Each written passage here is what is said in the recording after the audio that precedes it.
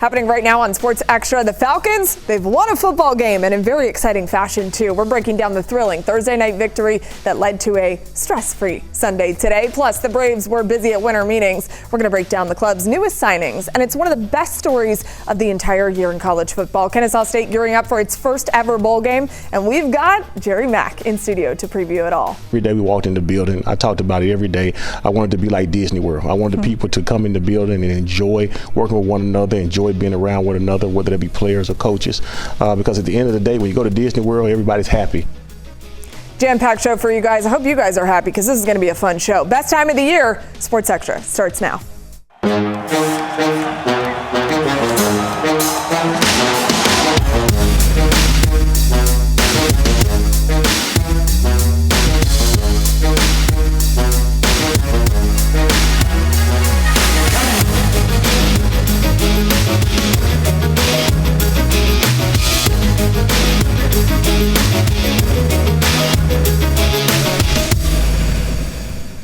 What's up, everybody? Welcome into Sports Extra. I am in just the best mood. Yeah? Yeah. Why?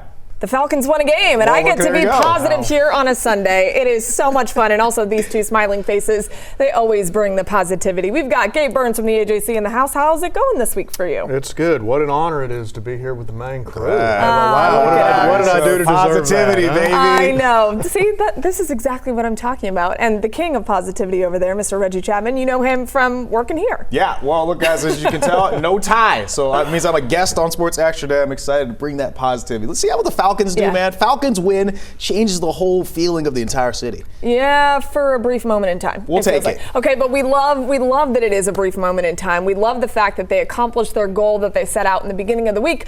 Everybody talked about playing spoiler. That is ultimately the only thing that the Falcons can do conceivably, since they are not going to be playing in the postseason. They want to ruin some chances for other folks, and it starts with the Tampa Bay Buccaneers in primetime down there in Tampa. Gabe, how did they pull that off? Well, where do you even start? It's so rare. It's so rare to see something like this, to see them, successfully playing spoiler. I think, look, Tampa's reeling. That defense is not very good right now. Yeah. And I mean, for Kirk Cousins, I mean, it felt like his career's on death row. Now you're going, is he going to be starting somewhere next year again, right? I mean, Kyle Pitts, the team. I'll say this, a lot of people will look at this and they'll go, this probably has more to do with the Bucs being in the state that they're in, and I think that's fair. But I'll also say you have to give the Falcons a lot of credit, because you look at some of these teams like Arizona, some of these teams have just mailed it in, right? Yep. Especially this time of year. And if you're Raheem and you're trying to make a case to keep your job, you're pointing at this effort, you're pointing at these guys that are falling, they're diving for balls, they're making these, and again, you had some good fortune here, a couple fumbles that you managed to fall. There's a lot that goes into it, but the bottom line, given just where this team is just that they're still putting in that effort, that they're still fighting. And that's what Raheem is going to argue when he meets with Arthur Blank after the season. This team did not quit on me. Now there's still a few games left, Sure. But I mean that is kind of a lift the spirits type of performance. I think they caught Tampa at a really good time as well, because when they played them the first time around, totally different team than when they met them on Thursday night. Tampa sliding in the opposite direction of what it seemed like for them at the beginning of the year, Baker Mayfield included in that conversation. So the Falcons take advantage of that, Reggie, and they pull off a win in prime time, something that no one thought that they were going to walk out there and do on Thursday. What was the most impressive aspect about Atlanta's win? Well, I think it's just the fact that they managed to do it in the way that they did it, right? I mean, they overcame what felt like any and everything going wrong, right? 19 penalties in this game. It felt like it always happened at the most terrible times. They go down by 14 points. They missed two two-point conversions trying to come back in this game, and somehow, some way, they clawed their way all the way back in this game. You're seeing Kirk Cousins, like you said, Gabe, who had really been struggling, just trying to find his rhythm. We saw Kyle Pitts go crazy. I mean, we're talking about all of this, but there were just so many different aspects that had to come together. All the stars had to align for this team to come back from a 14-point deficit. Something that, after watching last week against Seattle, felt like an impossibility. They managed to get it done on the road in front of everybody. Yeah, on a short week, nonetheless. It's crazy. You get blown out by the Seahawks, and then you turn around, and Tampa, who is very much alive in the division race, goes, wait a second, this was the team we watched on Sunday? Because what happened? I thought it was a great win for the Falcons. Wish there would have been a few more of those this season for sure. And Reggie mentioned Kyle Pitts.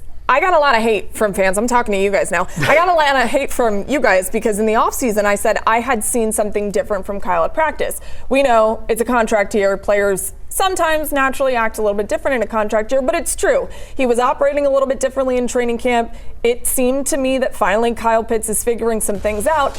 He got the help of a quarterback that knew how to throw it to him in this moment. A career game for Kyle Pitts. Really, really fun situation for him, especially when you're talking about a player who is staring down the end of his time potentially in Atlanta. This makes a case for him to join another team, and a good one. A hat trick of touchdowns in Tampa. Gabe, what happened to Kyle on this night, and why was he able to pull it off in the way that he did? It felt like he was always open. It felt he could do whatever he wanted. This was the player we saw at Florida. Yep. This was the player that was torching SEC defenses. Yeah. The big thing for him And look, it looks like he had fun. Yeah, and he's happy. He's enjoying it. Like, this is, like, to me, this is proof of concept. If you're when he hits free agency, and assuming that he hits free agency, and then you have the Chiefs of the world and these type of teams that are going to call him, they're going to look at a performance like that and they're going to go, there's so much untapped potential here in his entire NFL career.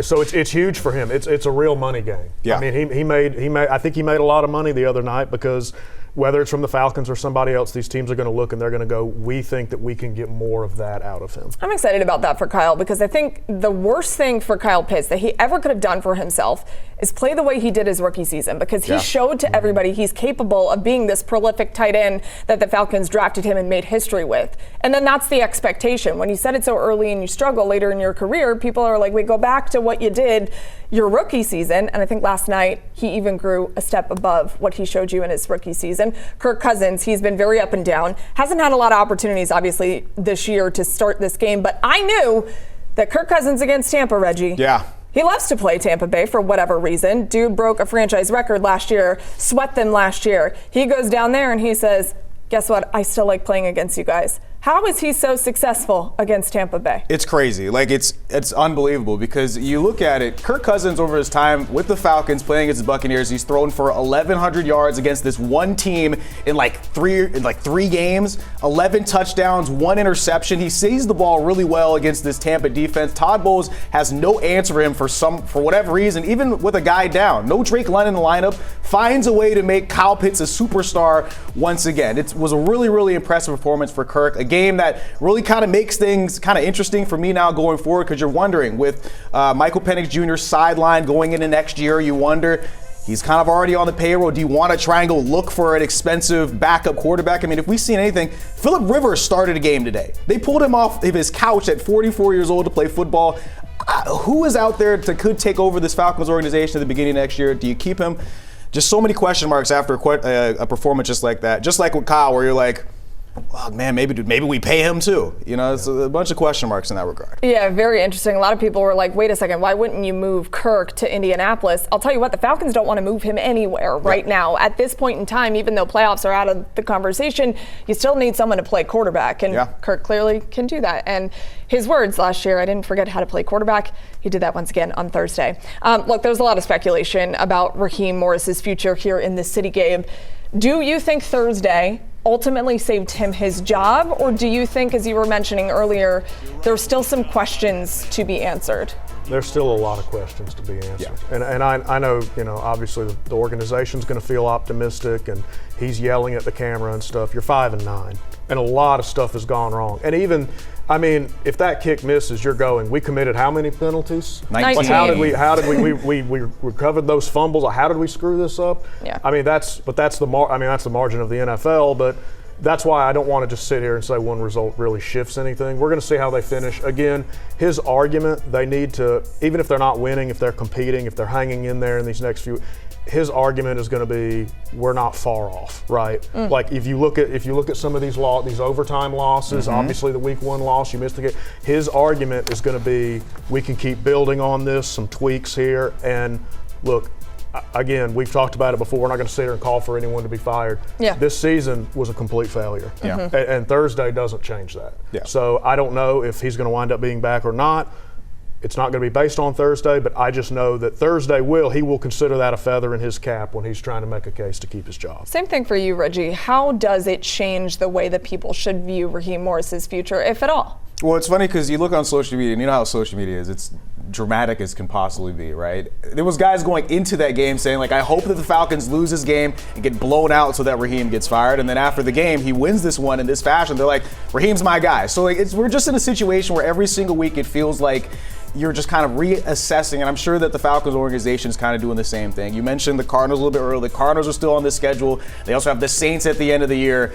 We're in a situation where he messes around and wins 2 of the next 3 games and comes out of here with the record they'll finish with at the end of the year. Yeah. He could keep this job. I think, me personally, with all of the question marks going forward at the quarterback position and what the organization is kind of going to look like going forward, at a certain point, do you kind of stay with a guy that is still continuing to build and learn with this team, and then hopefully they all kind of come out eventually on the other side looking a little bit better? They've got a primetime game left, too. Don't forget, Monday Night Football against the Chargers. So perhaps they show once again nationally that this is a team that does have some hope and promise, especially it's a team that's hodgepodge together. There's been a lot of injuries. There's been a lot of that stuff. So I know that the front office has a lot of very difficult decisions to make here in the coming weeks. I don't think it's happening until after the season, if a change does happen at all. So we will certainly keep our eyes on that. Time for tonight's Georgia Spotlight. We're changing things up a little bit, honoring 2 different players tonight. We're feeling generous. It's the season of giving. Let's start in Foxborough. Former Bulldog James Cook with the short pass from Josh Allen to get the Bills on the board. Finishes with 2 touchdowns, so 2 guys, 2 touchdowns, and 107 yards on the ground in Buffalo's massive comeback win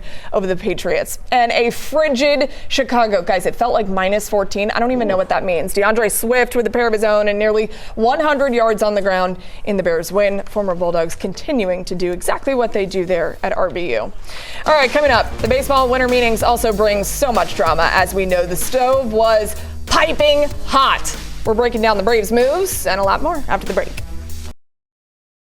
Welcome back, baseball fans. I know you want to hear a lot about what we are about to talk about with the Braves, because this is a team who is still built for success in the future, yet Alex Anthopoulos is finding ways to make it even better. Big-time reliever Robert Suarez coming to the Braves. Gabe, how does this help the pitching staff? It's huge. It's probably the most significant addition that they're going to make this winter, pending maybe them signing a top-tier starter. But Suarez has been one of the most consistent and most dominant relievers over the last few years. You're adding a top-tier guy. In the immediate, you're adding a top-tier setup guy for Raisel Iglesias, who you end up bringing back. You have a tremendous 1-2 punch at the back. For the future, this guy probably steps into the closer role over the next couple of years after you likely don't re-sign Iggy and bring him back again after next year. We'll see. But this covers you for now. It covers you for later. And listen, when they won the World Series, and we were covering that a few years ago, the guys we were talking about were Jock and Soler and all. That bullpen, that was the reason that they won, right? The night shift. Yeah, the night shift. And Alex has never shied away from spending on the bullpen and prioritizing the bullpen. So, again, this is a move that it's going to help you in the regular season, but when you get back to October, which is where this team believes it will be, it is significant. And pitching has certainly been detrimental to this team in recent years when it comes to the postseason and early exits. So I know AA really wanted to make that an emphasis at winter meetings, and he's been successful with that so far. They also signed veteran outfielder Mike Yastrzemski, a name that fires everybody up around here. What do you think about this move? So it's a nice addition. You can debate the price point of it. I know some fans were like, really? We pay this about a 35-year-old? I mean, he hits right-handers. Like he serves, and he plays all 3 outfield spots, which that in itself is valuable. Look, this team has had injuries in the outfield in recent years, right? This is a great depth piece. Significant ones at that. Significant ones. He's a great depth piece. He's a guy that gives you options as far as I think Marcell Ozuna's not going to be back. They're going to keep the DH spot open where they can rotate guys, and I know that we kind of focus on the catchers when we talk about that. Yeah. They're going to be rotating. This gives you the opportunity. You can get Acuna off his feet for a day, have him DH, put Yaz out there and right. It widens your options. It's a great tool for Walt Weiss. And he's a good player. He's coming off a great run with the Royals, who they actually tried really hard to keep him, and he wound up picking the Braves. And when asked about that, he pretty much sided like, I feel comfortable that they're trying to win here. And that's not a knock on the Royals, but let's be real here. There's one team that spends more money that's more thought of as a contender than the other here. So I think it's a great move. I think it's a great addition.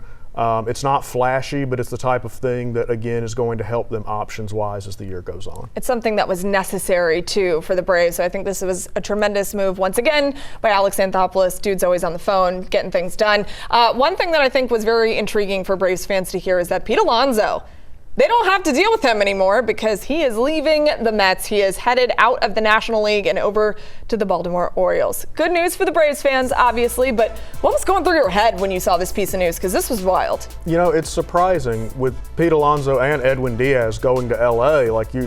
We think of the Mets and we think about Steve Cohen's Mets. We're thinking they have unlimited money. Like, okay, Alonso hits free agency again. They'll eventually figure it out. It felt like he was a guy that was always going to be there. Instead, it feels like the Mets are really getting a roster, a clubhouse, just a lot of changes, a lot of a lot of tweaks there. And maybe that's due for them when you have a year like they had, when you have the biggest payroll and you can't even make the postseason, you fall apart. Maybe it's just time for some fresh perspective, fresh talent, different look at things. But right now, I mean, the Mets are a worse team than they were a few months ago, and that's really good news for the Braves, who I think are better. Yeah, and they also have a new manager, talking about Walt Weiss, and he is poised for, I think, a trip back to the postseason because of what's happening here in winter meetings and beyond, and exits like Pete Alonso for sure. Gabe, thank you so much. Coming up, Kennesaw State's incredible season. It comes to an end this week in the Myrtle Beach Bowl. This has just been historic for these Owls. And the head coach, he's here in studio with us, Jerry Mack, on the other side of this break. Back, everybody. I am so excited to be joined by the man of the year. Can I call you that? Is that okay? Please don't do that. Okay, well, too late. I already did. The head coach of the Kennesaw State Owls, Jerry Mack. What a phenomenal year you've had. And it's still going because you got a bowl game to play. But when you step back and think about turning a 2-10 program into a program that has an opportunity to win over 10 games, what is that like? Man, just phenomenal. What a phenomenal year. Compliment to the players, the coaches, the support staff, our administration, because when people have a year like this, I get a lot of praise, but they don't see all the things that happen behind the scenes, all the support that we've gotten from the community in Cobb County, just everything that goes into putting in a season like this. How'd you get people to believe in Kennesaw State? Because it's hard for transfers to look at Kennesaw State after a 2-win season, new head coach, but you got a lot of people to buy in. How'd you do that? Yeah, consistency. We tried to be as consistent as possible. Every day we walked in the building, I talked about it every day. I wanted to be like Disney World. I wanted the people to come in the building and enjoy working with one another, enjoy being around one another, whether they be players or coaches. Because at the end of the day, when you go to Disney World, everybody's happy until you look at your checkbook, and then you're a little disappointed. But other than that, man, it was just a really great journey, a really great ride from day one. And it wasn't easy. You know, sometimes it was ups and downs. Sure. We talk about it as a team riding the emotional roller coaster, which means just like a family, we're going to disagree on some things, but at the same time, we're going to be respectful on how we go about doing our business. Let's talk about the conference championship for a second. It was a resilient win by your team. We've seen that a lot from the Owls this year. How much was that a display of who this team really is? Grit, toughness, it was all on display that Friday night. You saw, 4th and 14 what Amari Odom did to convert that. Then you saw him the next play step up and throw a strike for a touchdown to a guy that hadn't caught a lot of passes the entire year. Neville Dean did a great job finding open space. So what you saw is everything kind of come together. There were ups and downs throughout the course of the game. We had great momentum for about 3.5 quarters, and then all of a sudden at the last, say, 8 to 9 minutes, the momentum swing came toward Jacksonville State way. But our guys did not care. They didn't blink. They continued to just press on and push on, just like they've done the entire season. What's tricky about winning is it's really wonderful and it's great, but it also has opportunities for guys like yourself to move on, your staff to move on. How do you navigate that, and how honest do you have to be with your team that these are realities when we start winning football? Very transparent. One of the things that I think a lot of the players and coaches respect about me is just my transparency. I don't believe in lying to people. I don't believe in leading people on the wrong way, because at the end of the day, it's not going to work out for anybody if you do that. When all the job chatter started to calm down about myself, I addressed it with the team and kind of talked about, like, these are my goals. My destiny, my journey is not necessarily theirs. And I understand and they're going to be opportunities for those guys. Some will choose those opportunities. Some will choose to stay and continue to try to build something special here in Kennesaw. Same with coaches. I'm never going to follow anybody for trying to put him and his family in a better situation, because the goals and aspirations of Jerry Mack are not necessarily the goals and aspirations of everybody in that building. There was a lot of rumors about you getting coaching opportunities elsewhere, being a part of those conversations. In the middle of that, you're working on a new contract to stay here at Kennesaw State. Why was that important for you to sign that? It was very important for me because, when me and my family first arrived, we talked about having stability. And this place, Kennesaw, has provided great stability. I see myself, I see our family really doing something special here, growing as a family, growing as a community. Kennesaw State is not, our goal is to not to make it a sleeping gym. We wanted to make it known across the entire Southeast and across the country. So many special things happening here on campus at the university. I just think that, we're going to do our part as the football program to really bring a lot of those things to the forefront. But you don't want it to be a moment. This is going to be sustained here at Kennesaw State. Definitely. We want to consistently make this part of what Kennesaw State is all about. Playing in bowl games, winning conference championships, just the standard of what it means to be an Owl. Coach Mack, thank you so much. It's been so much fun to follow your team this year, and I wish you all the best in the bowl game. Thank you so much. We'll be right back. Let's end with a little college football news from Maria's Minute. Indiana quarterback Fernando Mendoza wins the Heisman Trophy and becomes the first Hoosier to ever do that. What an interesting year of voting for Heisman voters, which includes myself. And there are many years where it's a clear and obvious choice for college football's most coveted award. But as we all know, it wasn't that way this year. Mendoza is very deserving, and actually I feel even more convicted of that after his acceptance speech. And what an unbelievable story. Helped get the Hoosiers to the #1 ranking in the college football playoffs. Let me be clear, by the way, this has nothing to do with the Heisman, but he also has an actual future in the NFL, which is quite the story for Mendoza, who is having a moment in college football. Congratulations to a guy who had tremendous impact on his team, and a team that's not done yet. Speaking of the playoffs, they begin this week. Enjoy those matchups, and good luck to the Kennesaw State Owls, who are in their first bowl game ever, the Myrtle Beach Bowl. See you next Sunday.